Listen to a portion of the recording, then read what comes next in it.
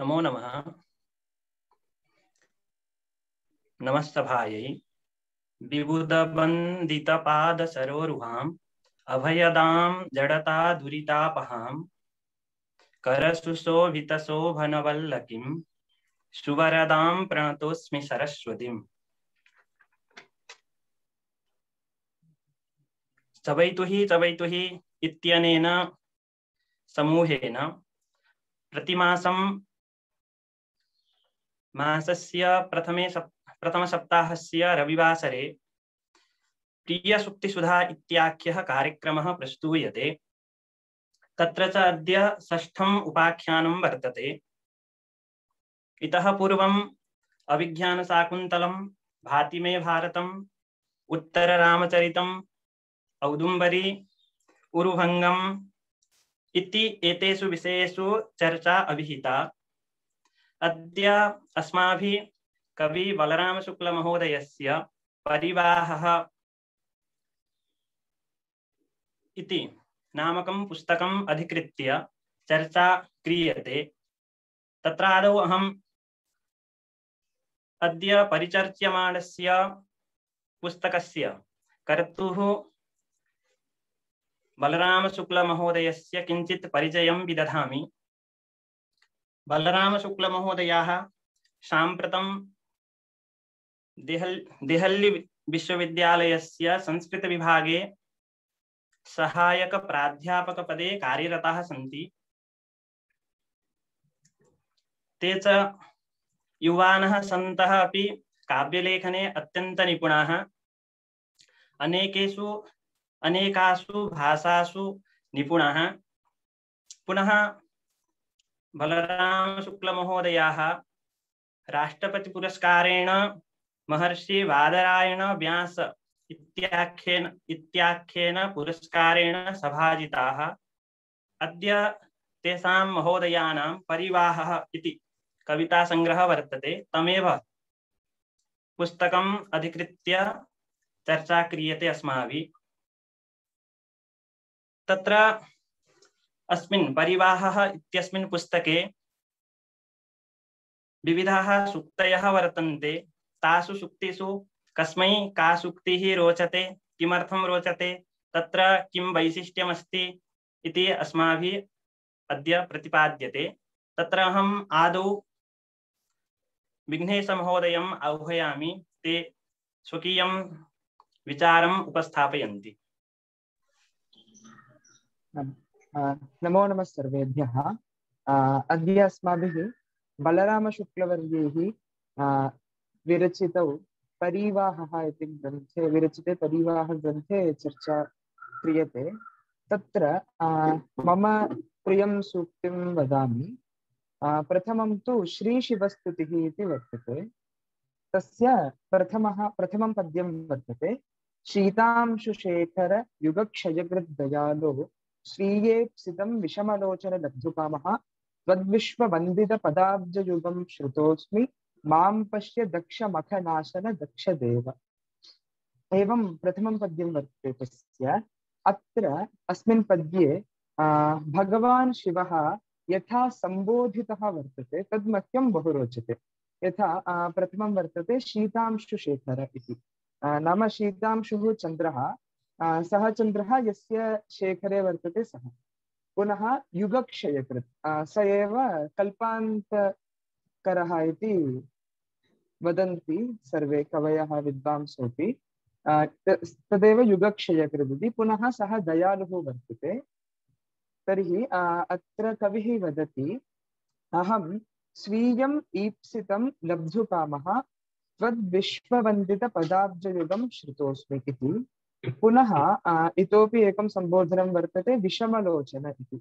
विषमलोचनो नाम अस्माकं सर्वेषां नेत्रद्वयमेव वर्तते, किन्तु भगवतः शिवस्य नेत्रत्रयं वर्तते। तर्हि नाम विषमः इत्युक्ते ऑड इति, ऑड नंबर्स इति आङ्ग्ले वदन्ति। 1 3 त्रीणि 5 इत्यादि।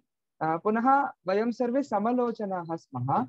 शिवस्य वैशिष्ट्यं वर्तते यत् सः त्रिनेत्री वर्तते। तर्हि सः विषमलोचनः।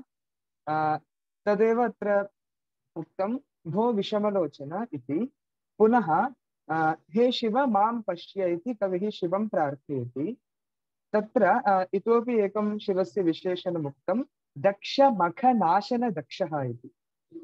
अत्र शब्दादौ यः दक्षः वर्तते सः दक्षप्रजापतिः इत्यर्थे वर्तते। पुनः तस्य दक्षप्रजापतेः यज्ञस्य नाशः भगवता शिवेनैव कृतः। तर्हि दक्षमखनाशने यः दक्षः वर्तते तादृशः शिवः इति अत्र शिवः यथा सम्बोधितः तद् मह्यं बहु रोचते इति प्रथमं पद्यं। पुनः द्वितीयं वर्तते प्रेमसत्रम् इत्यस्मात् कवितासङ्ग्रहात्। नभो नभस्याविव चक्षुषोर्द्वयी निरन्तरं वर्षति प्रावृशं विना गता कदा प्रावृडिहा गता कदा नमेव काश स्मरणाय किञ्चन इति अत्र कविः वदति। नभः पुनः नभस्यः इति मासद्वयं वर्षा ऋतोः मासौ वर्तेते। तर्हि तस्मिन् ऋतौ यथा वृष्टिः वर्षति तथैव मम चक्षुषोः वर्षति इति कविः यत्र कथयति। पुनः निरन्तरं वर्षति, तयोरेव मासयोः एव केवलं वृष्टिः वर्षति, किन्तु मम नेत्रयोः सर्वदा जलं वर्षति इति। प्रावृशं विना निरन्तरं वर्षति, प्रावृशं विना इत्युक्तं। तत्र प्रावृक्काले एव प्रावृक् नाम वर्षाकालः, तस्मिन्नेव काले आकाशे वर्षा भवति, किन्तु मम नेत्रयोः सर्वदापि वर्षा भवति। गता कदा प्रावृडिहा गता कदा नमेव काश स्मरणाय किञ्चन। नाम प्रावृक् कदा गता ततः कदा गता इह कदा प्रावृक् आगता इति स्मरणायापि मम अवकाशः नास्ति इति अस्मिन् पद्ये कविना या कल्पना कृता वर्तते तद् मह्यं बहु रोचते।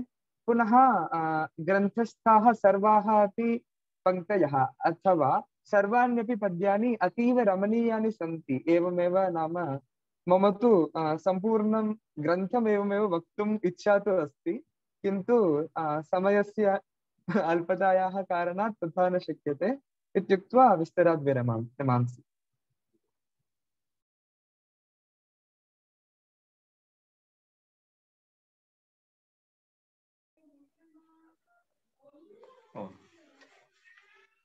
धन्यवादाः विघ्नेशमहोदयाः। अहम् इतः परं गोविन्दवर्यान् आह्वयामि, ते आगत्य स्वकीयं विचारम् अत्र स्थापयन्ति।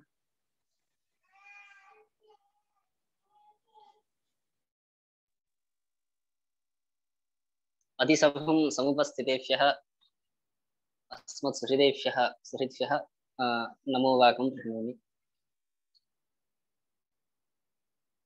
कविवर श्री बलराम प्रणीतम् इदं काव्यरत्नं परिवाह नामकं नितान्तं रमणीयं चकास्ति। प्रतिपदम् अत्र माधुर्यं लक्षितं,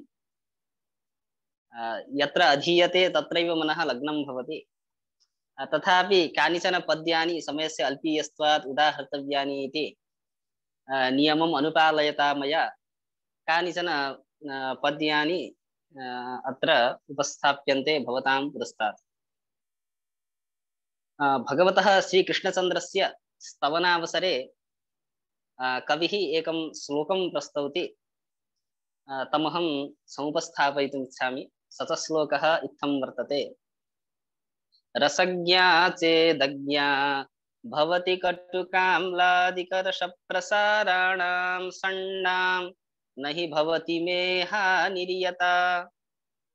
रसो यो सर्वेषां सतत सुगृहीतोऽन्तर्गतः तदीयं माधुर्यं करणनिरपेक्षं विजयताम्। यथा आधुनिक वर्णने असौ कविः नितान्तं स्वीयधिषणां प्रख्यापयति, तद्वत् भक्तिरसप्रवाहेऽपि सर्वान् चमत्करोति। अस्मिन् पद्ये रसज्ञां रसनां जिह्वाम् उद्दिश्य कविः वदति, यदि इयं जिह्वा रसादीन् अनुभोक्तुं रसादीन् आस्वादयितुं यदि अज्ञः भवति, असमर्था इयं जिह्वा चेदपि इयतापि न कापि हानिः, मम काचिद् हानिः नास्ति। यतोहि यः रसेश्वरः, रससाम्राज्यरूपः यः परमात्मा श्रीकृष्णः, सः करणनिरपेक्षं तदीयं यत् माधुर्यं तत् करणनिरपेक्षम्, इन्द्रियादिभिः करणैः एव ग्राह्यं तत् प्रत्यक्षं नास्ति। अतः करणनिरपेक्षं तत् किमपि विलक्षणं माधुर्यं विजयतामिति कविः अत्र प्रस्तौति। अत्र कवेः या कल्पना सा मह्यं नितान्तम् अरोचत। एवमेव वस्तुतः संस्कृतकवीनां राज्ञादिवर्णने, ईसादिवर्णने, देवादिवर्णने एव ते प्रवृत्ताः भवन्ति इति काचित् किंवदन्ती वर्तते। वस्तुतः तथा नास्ति। अत्रापि काव्ये तां किंवदन्तीं परिहरता अमुना कविना त्रिचक्रिकाचालककाव्यम् इति काव्यमत्र व्यलेखि। तत्रत्यानि सर्वाण्यपि पद्यानि नितान्तं मनोहराणि। सर्वाणि अत्र उदाहर्तुम् इदानीं न शक्यते सर्वाणि पद्यानि। अहं व्याकरणस्य छात्रः इति कृत्वा व्याकरणगतम् एकं श्लोकम् अहं समुपस्थापयामि। भगवन्तं प्रार्थयन् कविराह पाणिने कुरु तत्सूत्रं श्रीकृष्णेन यथा मम अप्रधानस्य वृत्तिर्मे असमर्थस्य अव्ययी भवेत् इति। अयं श्लोकः कवेः व्याकरणगतं पाण्डित्यमपि दर्शितं भवति अस्मिन् श्लोके। वस्तुतः व्याकरणशास्त्रे समर्थस्यैव समासः भवति। यत् असमर्थं यत् पदं भवति, असमर्थयोः पदयोः समासो न भवति। अत्र अहम् असमर्थः, सः परमात्मा समर्थः। समर्थस्य असमर्थस्यापि समासः यथा स्यात्, द्वयोः वृत्तिर्यथा स्यात्, हे तदर्थं हे पाणिने त्वं सूत्राणि निर्माहे इति अमुना श्लोकेन कविः व्यनक्ति। पाणिने कुरु तत्सूत्रं श्रीकृष्णेन यथा मम अप्रधानस्य वृत्तिर्मे समर्थस्याव्ययी भवेत् इति। अन्ते एकम् इतोपि अनुष्टुभम् एव श्रावयामि। युवानः नवकवयः कथं स्वकीयं काव्यं तावत् स्निह्यन्ति तदर्थं वदति कविः। भूयो दर्शयते माद्यन् भूयः पश्यति चुम्बति कविर्हृष्टो नवोत्पन्नां कवितां पुत्रिकामिव। यथा नवकविः स्वकीयाः कविताः वीक्ष्य अत्यन्तं प्रसन्नः सन् स्वान् अन्यान् दर्शयते, स्वयमपि भूयः पश्यति, तां स्नेहेन चुम्बति। कथं यथा कवितां पुत्रिकामिव, नवोत्पन्ना पुत्रिका यथा सर्वैः सस्नेहं वीक्षते तद्वत् कविरपि हृष्टः भवति। अत्र निदर्शनामुखेन पुत्रिकास्नेहः कर्तव्यः इति शिक्षां स्वकीयं पुत्रिकाप्रेम च प्रतिपादितम्। एवं नवकवीनां यः स्वभावः सोऽपि अतितरां रुचिरतया प्रदर्शितः इति सामान्यतः इमानि कानिचन स्थलानि स्थालीकुलाकन्यायेन अत्र मया विवृतं।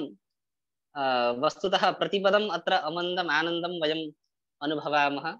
विशिष्य अस्माकं कृते अत्यन्तम् उपादेयं ततरम् इदं काव्यम् इति उक्त्वा अहं विरमामि। धन्यवादः।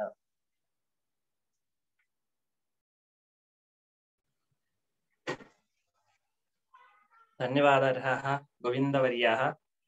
इतः परम् अहं विपाशा महोदयाम् आह्वयामि। सा आगत्य अत्र स्वकीयं विचारम् उपस्थापयति।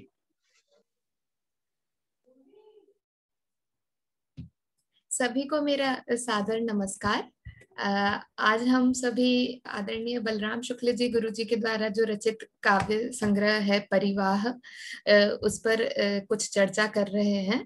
वस्तुतः तो अभी पूर्व मैं कई काव्यों पर चर्चा हो गई है, तो भी उसमें से एक पुस्तक में से एक जो काव्य है जिसका नाम है छंदोमुक्ति, उस काव्य पर मैं थोड़ी सी चर्चा करना चाहूंगी।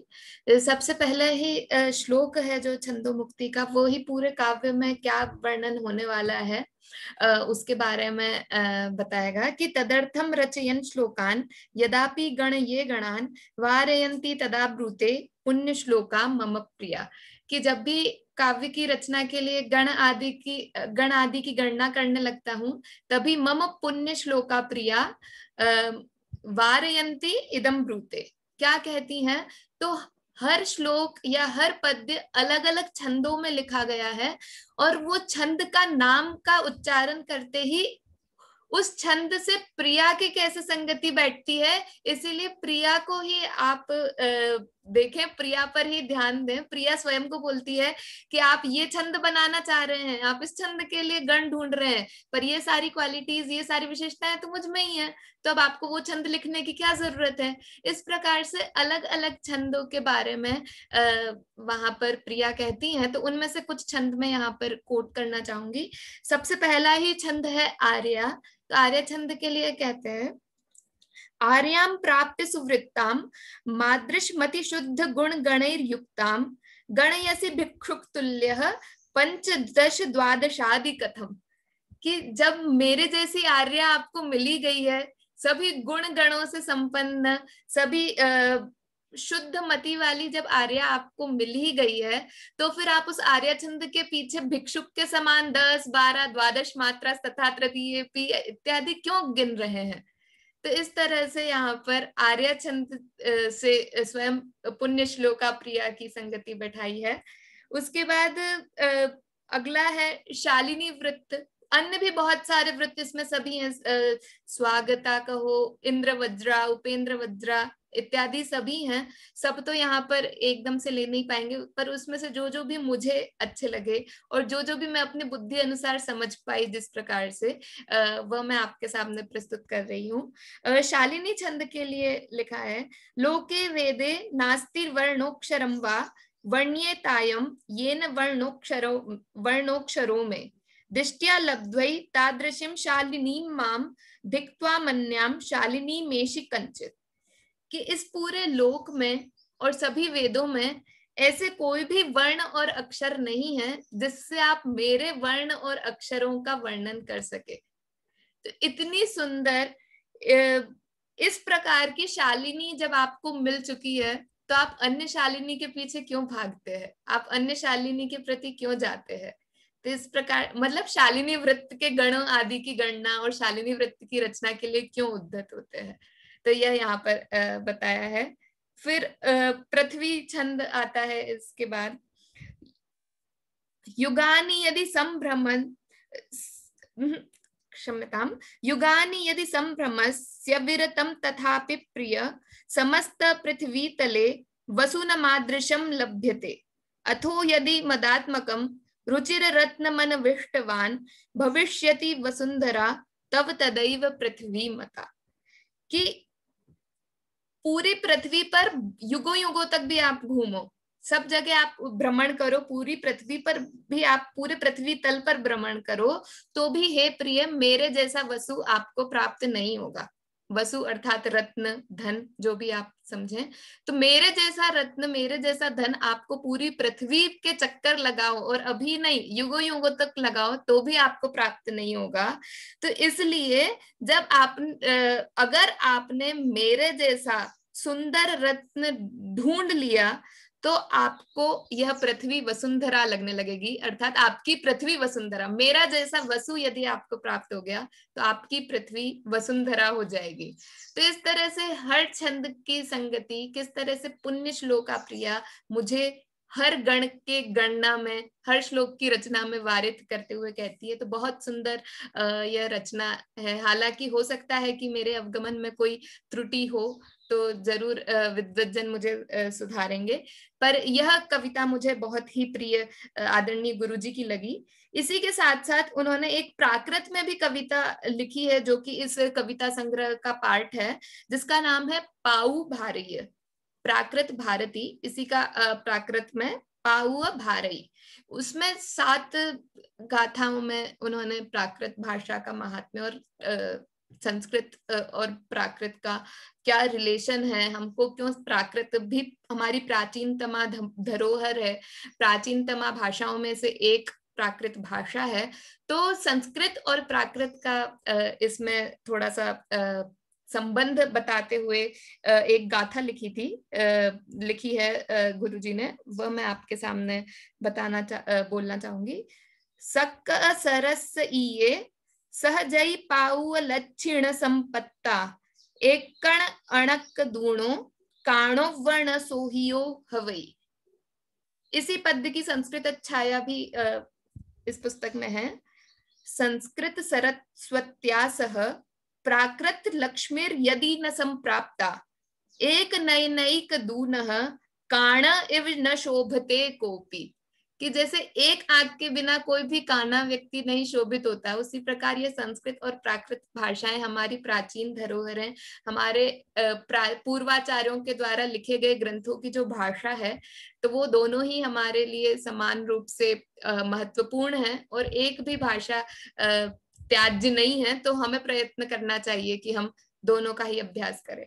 इसी के साथ साथ जो अभी गोविंद महोदय ने कविता का उल्लेख भी किया था, काफी समय लिया है मैंने, तो अभी विराम करूंगी, पर उसका नाम उल्लेख करूंगी कि त्रिचक्रिका चालक काव्यम जो लिखा है, कि आखिर कैसे एक रिक्शा वाले की उसमें स्थिति बताई है, और जो कि अभी जो हम स्थिति से गुजर रहे हैं उसके लिए काफी वो रेलेवेंट भी है, क्योंकि अभी हम देख रहे हैं कि महामारी का समय है, कैसे छोटे छोटे दिहाड़ी मजदूर हैं, ये जो ऑटो रिक्शा वाले हैं, उनको कितनी मतलब परेशानियों का सामना अभी करना पड़ रहा है। तो वो कविता देख के उन्हीं का चेहरा सामने जब घूमता है कि किस तरह से वे कोशिश करते हैं इतनी गर्मी में भी, कि शायद कुछ आज के भोजन की व्यवस्था हो जाए इत्यादि, तो वह बहुत ही ज्यादा अभी के इस समसामयिक वह कविता है, तो वह भी बहुत सुंदर है। साथ ही सभी कविताएं इस काव्य पाठ की सुंदर हैं, तो जो भी दर्शक देख रहे हैं, आप जरूर इस पुस्तक को पढ़ें और जरूर काव्यों का आनंद लें। धन्यवाद।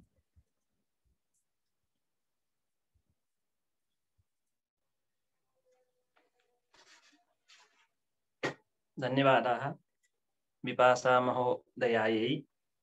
इतः परम् अहमेव मदीयं स्वकीयं विचारं किञ्चित् उपस्थापयामि। तत्र पूर्वम् अत्र मम मित्रैः प्रतिपादितं, तत्र प्रत्येकं कविताः अत्यन्तं रुचिकराः वर्तन्ते, तथापि अहं तत्र प्रमाणपद्धति इति तत्र पाठांशः वर्तते, प्रणामपद्धति। तत्रैव शिवस्तुतिः वर्तते, भगवतः शिवस्य स्तवनं विहितमस्ति। तत्र एकं पद्यमस्ति, तत् पद्यं मह्यम् अत्यन्तं रोचते। कल्पान्तकारी अपि भवान् शिवनामधेयः, त्वं कामिनी सहचरोऽपि महान् तपस्वी, नाथ त्वदीयचरितं नितरां विचित्रं, क्षुद्रा मदीयधिषणा क्षमते न वेत्तुम् इति। भगवान् शिवः कल्पस्य अंतकारी वर्तते, तथापि शिवनामधेयः वर्तते। तत्र अन्वर्थसंज्ञा कथं संभवति शिव इति, शिव अविधा भगवतः कथं संभवति, यतोहि भगवान् तु कल्प अंतकारी वर्तते। यः अंतकः भवति सः लोके शिवः न भवति, परन्तु भगवान् तु अंतकः सन् अपि शिवः वर्तते। पुनः त्वं कामिनी सहचरोऽपि महान् तपस्वी। काव्येषु भगवत्याः पार्वत्याः सौन्दर्यं यथा वर्णितमस्ति सर्वैः ज्ञायते एव। भगवत्याः पार्वत्याः साकं स्थित्वापि भगवान् शिवः तपस्वी पदवाच्यः वर्तते। यद्यपि कामिनी सहचरः लोके तपस्वी पदवाच्यः न भवति, भगवान् शिवस्तु विचित्रः एव वर्तते। कामिनी सहचरोऽपि महान् तपस्वी, न केवलं तपस्वी अपितु महान् तपस्वी। हे नाथः, त्वदीयचरितं नितरां विचित्रं वर्तते, मदीयाधिषणा क्षुद्रा वर्तते, न वेत्तुं क्षमते। तत्र केनचित् अन्येनापि कविना उक्तमस्ति तव तत्त्वं न जानामि कीदृशोऽसि महेश्वरः यादृशोऽसि महादेव तादृशाय नमो नमः इति। तत् स एव अर्थः अत्र स्फुटति। पुनः विपाशा उक्तवती तत्र छन्दोमुक्ति इति कश्चन पाठांशः वर्तते। तत्रैव अहम् एकं पद्यं योजयामि। अहो उपेन्द्रस्य दयोपलब्धां तनूमिमां वज्रसमानकान्तिं विहाय वज्राकृतिचित्तवृत्तीन् मनोविकल्पान् अनुबभ्रमीषि इति। सा एव वदति यथा मत्सदृशाम् आर्यां परित्यज्य भवान् तत्र छन्दात्मिकाम् आर्याम् अन्वेषयति, पुनः मत्सदृशां शालिनीं परित्यज्य पुनः अन्यां तत्र छन्दात्मिकां शालिनीं भवान् अन्वेषति। किमर्थं? तत्रैव सा वदति उपेन्द्रस्य दयया उपलब्धा वर्तते इयं तनु, तत्र उपेन्द्रस्य दयोपलब्धाम् इमां मदीयां तनुं वज्रसमानकान्तिं तनुं विहाय वज्राकृतिचित्तवृत्तिं मनोविकल्पान् अनुबभ्रमीषि। तत्र छन्दसः पश्चादेव तत्र पुनः पुनः भवान् त्वं किमर्थं भ्रमसि इति। अतः छन्दोमुक्ति इत्यपि पाठांशः मम रुचिकरः पाठांशः एव। अन्याः सर्वापि अत्र कविता रुचिकराः वर्तन्ते। पुनः एकं तत्र इदानीं एतावदेव तत्र विषये एतावदेव उक्त्वा अहं तत्र कविवर्याणाम् उपरि किञ्चित् वच्मि। कविवर्याः अस्माकं परिचिताः नासन्। तत्र अस्माभिः चवैतुः इति गणमाध्यमेन संस्कृतकार्यं क्रियते इति ज्ञाय ते कविवर्याः अस्माकम् उत्साहं वर्धितवन्तः। अतः ते छात्रस्नेहिलाः सन्ति इत्यपि अस्माभिः अनुमीयते। इतः परम् अत्र उपस्थितेषु भवत्सु कः अपि किमपि वक्तुं वाञ्छति चेत् वक्तुं शक्नोति, किमपि विचारम् उपस्थापयितुं। पुनः किमपि तत्र कोऽपि किमपि वक्तुं वाञ्छति वा? आम्, अहमपि इदमेव वक्तुम् इष्टवान् यत् नाम एकवारं चवैतुः चवैतुः इति पुटं बलरामशुक्लवर्यैः दृष्टं। पुनः तैः तत्र शेर् इति कृतं।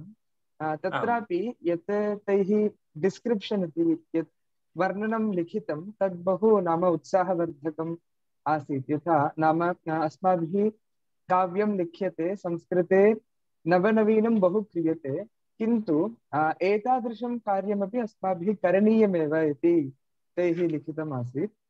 तत् अस्माकं नाम बहु उत्साहदायकम् अवश्यमेव अस्ति। पुनः ते अतीव छात्रवत्सलाः सन्ति। एवं छात्रैः किं किं कर्तव्यम् इति सर्वदा वयं यदि तैः सह भाषामहे चेदपि सदा अस्माकम् उत्साहम् अवश्यमेव ते वर्धयन्ति। तस्मात् तेभ्यः सर्वेषां पक्षतः धन्यवादान् समर्पयितुम् इच्छामि। पुनः अहम् अग्रिमे मासे तत्र पुनः प्रियसुक्तिसुधा अयं कार्यक्रमः अस्माभिः तत्र करिष्यते। तत्र मई मासस्य 22 दिनाङ्के तत्र काव्यजगति महती हानि जाता इति सर्वैः ज्ञायते। तत्र श्रीमतां कविवर्याणां रेवाप्रसाद द्विवेदी महोदयानाम् इदम् आध्यात्मिकं शरीरं दिवङ्गतम् इति अत्यन्तं कष्टस्य विषयः वर्तते। तत्र तेषामेव श्रद्धाञ्जलिरूपेण अग्रिमे मासे अस्माभिः तेषामेव काव्यमस्ति उत्तरसीताचरितं। तस्मिन्नेव काव्ये चर्चा विधास्यते तेषां श्रद्धाञ्जलिरूपेण। तत्र अग्रिममासस्य प्रथमे सप्ताहे रविवासरे अयं कार्यक्रमः करिष्यते श्रद्धाञ्जलिरूपेण।